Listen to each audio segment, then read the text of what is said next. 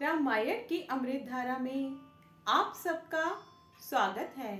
सभी सुनने वाले सज्जनों को जय सिया राम जी। सुंदरकांड भाग 5।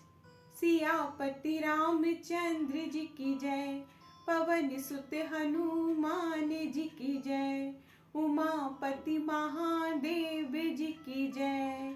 जय जय सीताराम जी।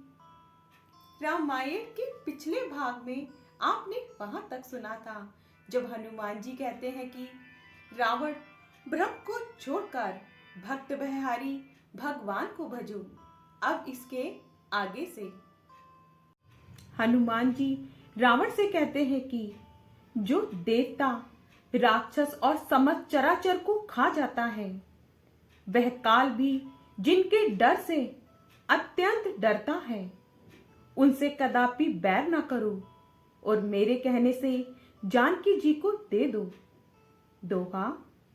प्रणत पाल रघुनायक, करुणा सिंधु खरारी, गए शरण प्रभु राखिए, तब अपराध बिसारी। सियापति रामचंद्र जी की जय, तब अपराध बिसारी। सियापति रामचंद्र जी की जय। खर के शत्रु श्री रघुनाथ जी शरणागतों के रक्षक और दया के समुद्र हैं। शरण जाने पर प्रभु तुम्हारे अपराध भुलाकर तुम्हें अपनी शरण में रख लेंगी। हनुमान जी कहते हैं, तुम श्री राम जी के चरण कमलों को हृदय में धारण करो और लंका का अचल राज्य करो। ऋषि पुलस्त्य जी का यश निर्मल चंद्रमा के समान है, उस चंद्रमा में तुम कलंक ना बनो। राम नाम के बिना वाणी शोभा नहीं पाती। मद मोह को छोड़ विचार कर देखो।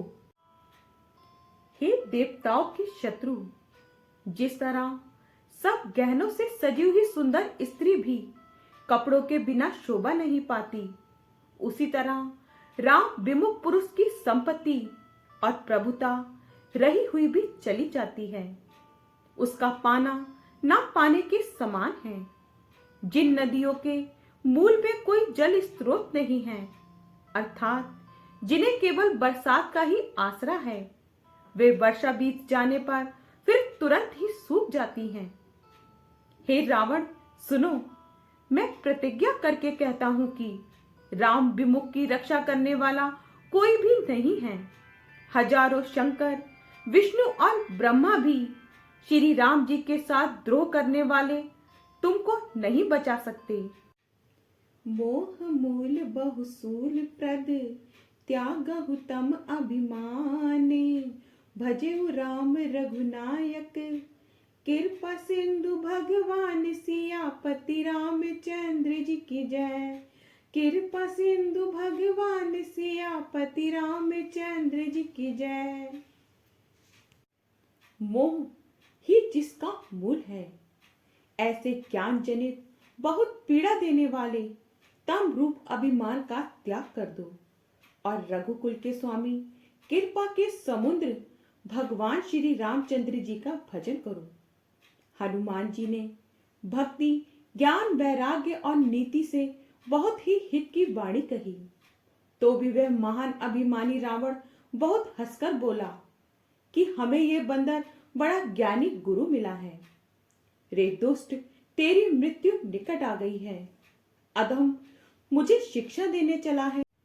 हनुमान जी ने कहा, इससे उल्टा ही होगा, अर्थात मृत्यु तेरी निकट आई है, मेरी नहीं। ये तेरा मति भ्रम, बुद्धि का फेर है, मैंने प्रत्यक्ष जान लिया है। हनुमान जी के वचन सुनकर वे बहुत ही कुपित हो गया और बोला, अरे इस मूर्ख का प्राण शीघ्र ही क्यों नहीं हर लेते। सुनते ही राक्षस उन्हें मारने दौड़े।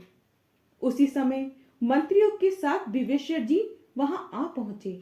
उन्होंने सिर नवाकर और बहुत विनय करके रावण से कहा कि दूत को मारना नहीं चाहिए, यह नीति के विरुद्ध है। हे गोसाई, कोई दूसरा दंड दिया जाए। सबने कहा, भाई ये सलाह उत्तम है। यह सुनते ही रावण हंसकर बोला, अच्छा तो बंदर को अंग भंग करके भेज दिया जाए। उसे लौटा दिया जाए। दोहा।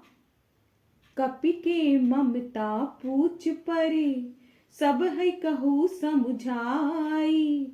तेल बोरी पट बांधी, पुनि पावक देहु लगाई। सियापति रामचंद्र जी की जय। पुनि पावक देहु लगाई। सियापति रामचंद्र जी की जय। मैं सबको समझाकर कहता हूं कि बंदर की ममता पूंछ पर होती है। तेल में कपड़ा डुबोकर उसे उसकी पूंछ में बांधकर फिर आग लगा दो। जब बिना पूंछ का ये बंदर वहां अपने स्वामी के पास जाएगा, तब ये मूर्ख अपने मालिक को साथ ले आएगा। जिनकी इसने बहुत बड़ाई की है, मैं जरा उनकी प्रभुता सामर्थ्य तो देखूं। ये वचन सुनते ही हनुमान जी मन में मुस्कुराए और मन ही मन में बोले कि मैं जान गया, सरस्वती जी इसे ऐसी बुद्धि देने में सहायक हुई है। रावण के वचन सुनकर मूर्ख राक्षस वही पूंछ में आग लगाने की तैयारी करने लगे। पूंछ के लपेटने में इतना कपड़ा और घी तेल लग गया कि नगर में कपड़ा, घी और तेल नहीं रह गया। हनुमान जी ने ऐसा खेल किया कि पूंछ बढ़ गई, लंबी हो गई। नगरवासी लोग तमाशा देखने आए। वे हनुमान जी को पैर से ठोकर मारते हैं और उनकी बहुत हंसी करते हैं। ढोल बजते हैं, सब लोग तालियां पीटते हैं। हनुमान जी को नगर में फिराकर फिर पूंछ में आग लगा दी। अग्नि को जलते हुए देखकर हनुमान जी तुरंत ही बहुत छोटे रूप में हो गए। बंधन से निकलकर वे सोने की अटारियों पर जा चढ़े। उनको देखकर राक्षसों की स्त्रियां भयभीत हो गईं। दोहा। हरि प्रेरित तेहि अवसरे, चले मरुत उनचासे। अट्टहास करि गर्जा, कपि बाणी लाग आकाश। सियापति रामचंद्र जी की जय। कपि बाणी लाग आकाश। सियापति रामचंद्र जी की जय। उस समय भगवान की प्रेरणा से 49 पवन चलने लगे। हनुमान जी अट्टहास करके गरजे और बढ़कर आकाश से जा लगे। हनुमान जी की देह बड़ी विशाल परंतु बहुत ही हल्की और फुर्तीली है। वे दौड़कर एक महल से दूसरे महल पर चढ़ जाते हैं। नगर जल रहा है, लोग बेहाल हो गए हैं। आग की करोड़ों भयंकर लपटें झपट रही हैं।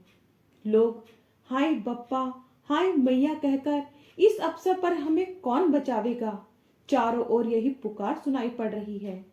हमने तो पहले ही कहा था कि ये बानर नहीं है, बानर का रूप धरे कोई देवता है। साधुओं के अपमान का ये फल है कि नगर अनाथ के समान जल रहा है। हनुमान जी ने एक ही क्षण में सारा नगर जला डाला, एक भी विभीषण का घर नहीं जलाया। तब शिव जी कहते हैं कि हे पार्वती, जिन्होंने अग्नि को बनाया, हनुमान जी उन्हीं के दूत हैं। इसी कारण वे अग्नि से नहीं जले।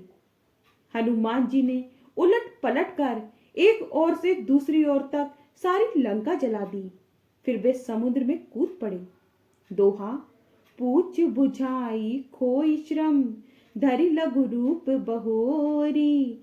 जनक सुता के आगे, ठाड़ भयउ कर जोरी। सियापति रामचंद्र जी की जय। ठाड़ भयउ कर जोरी। सियापति रामचंद्र जी की जय। पूछ बुझाकर, थकावट दूर करके और फिर छोटा सा रूप धारण कर हनुमान जी श्री जानकी जी के सामने हाथ जोड़कर जा खड़े हुए। तब हनुमान जी ने कहा, हे माता, मुझे कोई चिन्ह पहचान दीजिए, जैसे श्री रघुनाथ जी ने मुझे दिया था। तब सीता जी ने चूड़ामणि उतार कर दी। हनुमान जी ने उसको हर्षपूर्वक ले लिया। फिर जानकी जी ने कहा, हे तात, मेरा प्रणाम निवेदन करना और इस प्रकार कहना कि हे प्रभु, आप सब प्रकार से पूर्ण काम हैं। आपको किसी प्रकार की कामना नहीं है। दीनों दुखियों पर दया करना आपका विरत है और मैं दीन हूं। अतः उस विरत को याद करके हे नाथ मेरे भारी संकटों को दूर कीजिए। हे तात, तुम इंद्रपुत्र जयंत की कथा घटना सुनाना और प्रभु को उनके बाण का प्रताप समझाना, स्मरण कराना। यदि महीने भर में नाथ ना आए तो मुझे जीता ना पाएंगे। हे हनुमान, कहो मैं किस प्रकार प्राण रखूं। हे तात, तुम भी अब जाने को कह रहे हो। तुमको देखकर छाती ठंडी हुई थी। फिर मुझे वही दिन और वही रात होंगे। दोहा। जनक सुत ही समुझाई करी, बहुविधि धीरज दीने। चरण कमल सिरुनाई कपि, गबनु राम पहि कीन। सियापति रामचंद्र जी की जय। गबनु राम पहि कीन, सियापति रामचंद्र जी की जय। हनुमान जी ने जानकी जी को समझाकर बहुत प्रकार से धीरज दिया और उनके चरण कमलों में सिर नवाकर श्री राम जी के पास गमन किया। चलते समय उन्होंने महाध्वनि से भारी गर्जन किया, जिसे सुनकर राक्षसों की स्त्रियों के गर्भ गिरने लगे और उन्होंने बानरों को किलकिला शब्द हर्ष ध्वनि सुनाया। हनुमान जी को देखकर सब हर्षित हो गए और तब बानरों ने अपना नया जन्म समझा।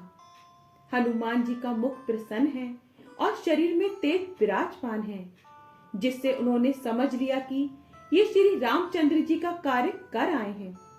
सब हनुमान जी से मिले और बहुत ही सुखी हुए, जैसे तड़पती हुई मछली को जल मिल गया हो।